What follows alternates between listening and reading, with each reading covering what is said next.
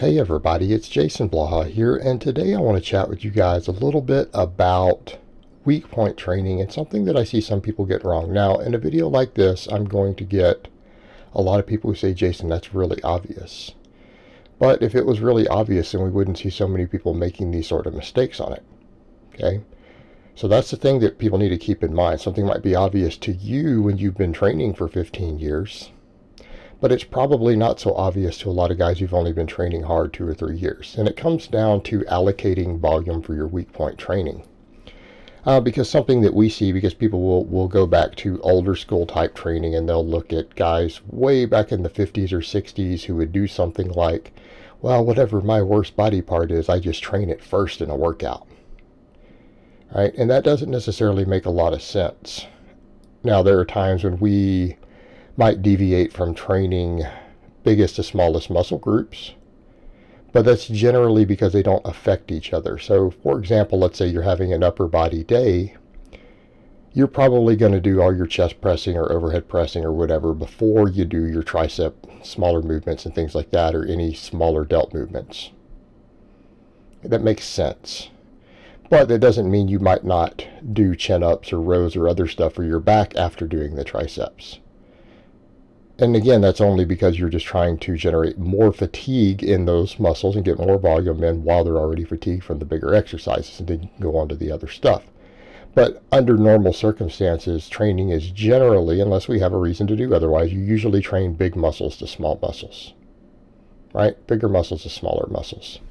And sometimes we might do some of that simply for the sake of convenience with a smaller muscle. And again, if it's not being used on the next big movement. In other words, you could train your triceps, for example, and it's probably not going to affect your rows or your chin-ups. But a person could also wait till the end. It just depends on what's convenient for the flow of their training at times. But what doesn't make sense is to say, okay, my quads are a weak link, so I'm going to do a bunch of small quad movements before my big stuff, right? Or if I need more bicep, I'm going to just train biceps first with curls before I do other stuff. That's a very, very old school thing. And realistically, it doesn't work that well because it ends up limiting your overall growth.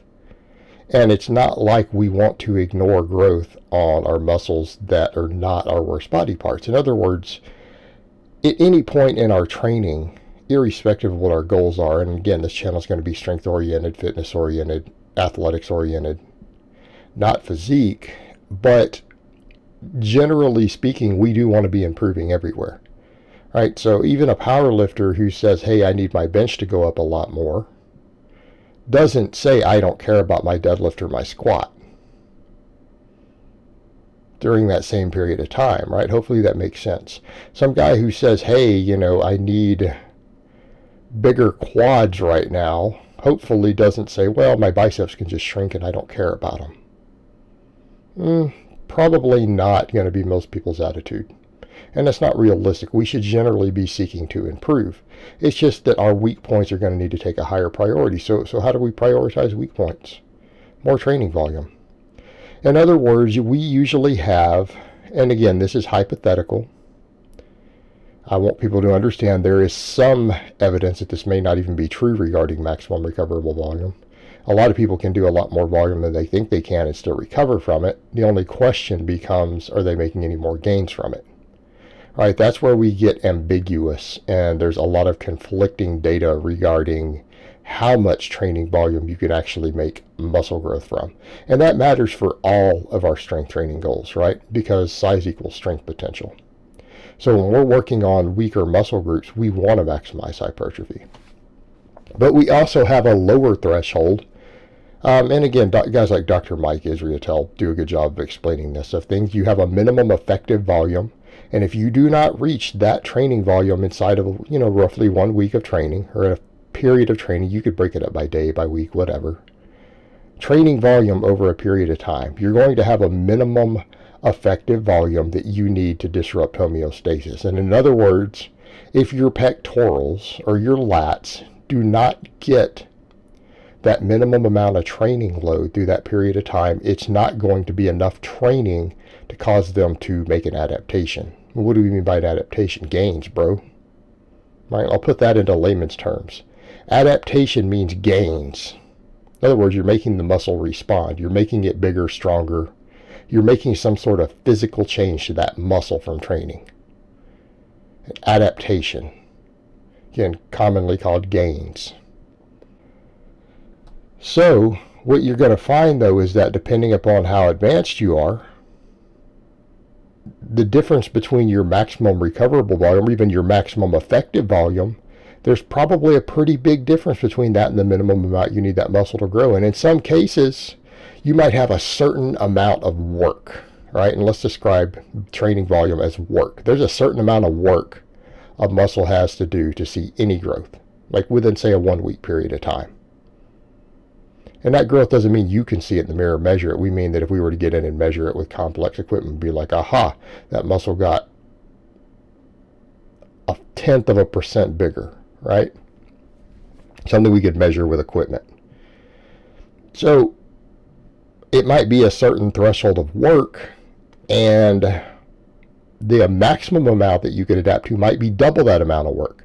So, right, if you did twice as much work as that minimum amount to see any growth, you might get slightly more.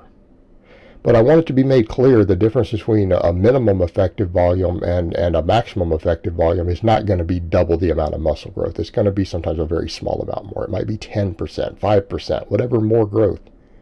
So if you're going to gain, 10 units of muscle size, which could be whatever tiny fraction amount you could barely see in a microscope, you might be able to gain 11 instead of 10.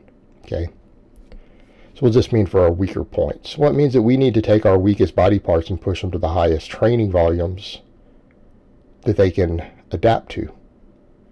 And we might even push them beyond that as long as they can recover.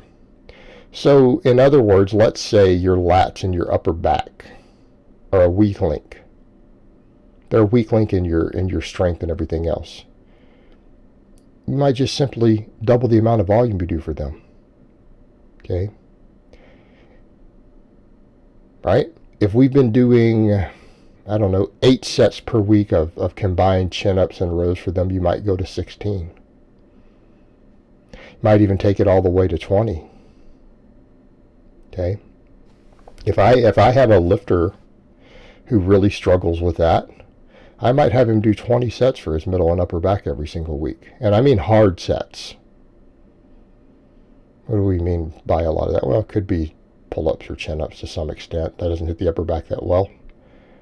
Pendlay rows, inverted rows, upright rows, shrugs. We do all that stuff.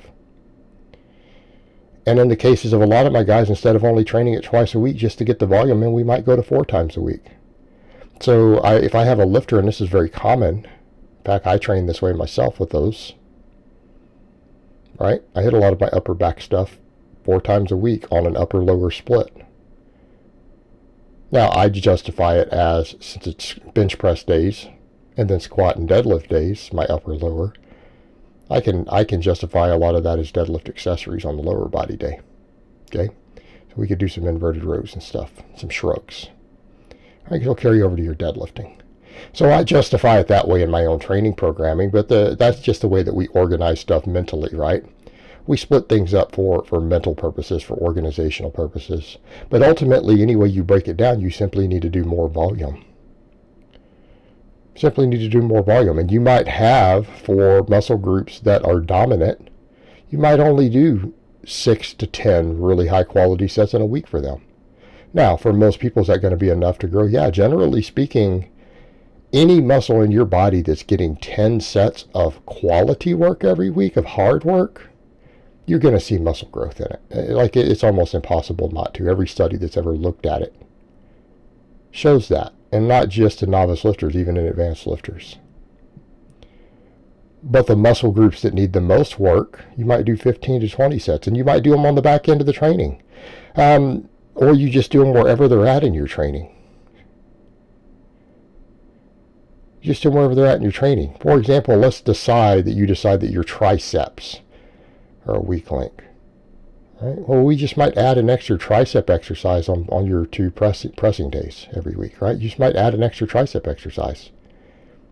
3 extra sets on each day, like 6 more work sets. We just allocate more training volume towards it. We might look at some of your other pressing and make sure that it's slightly more tricep dominant, right? All we do is just simply make sure that we do more work.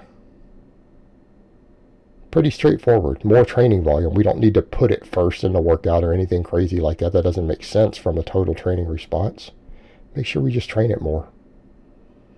And we allocate additional recovery resources towards it.